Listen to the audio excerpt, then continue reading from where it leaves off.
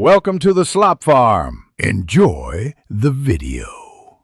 In this video, I will explain how to change the starter on your Ford F350 diesel truck.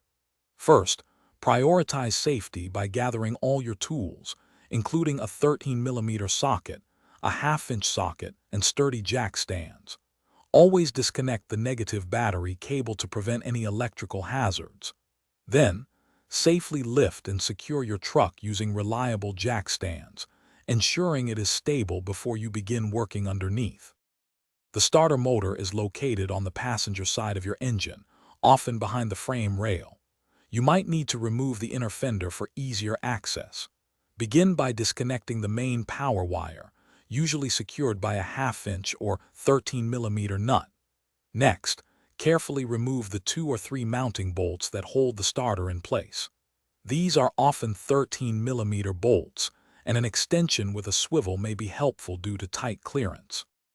With the old starter removed, carefully position the new starter motor into its designated spot. Align the mounting holes and hand tighten the 2 or 3 mounting bolts.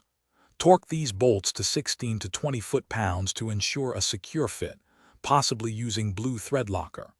Finally, reconnect the main power wire and any other electrical connections, ensuring they are tight and secure.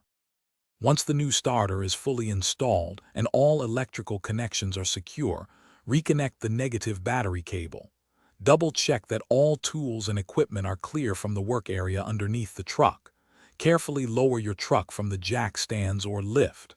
Finally, attempt to start your engine. Listen for a strong, consistent crank, indicating a successful starter replacement. Congratulations on completing this important repair. Thanks for watching. Consider subscribing if we helped you today.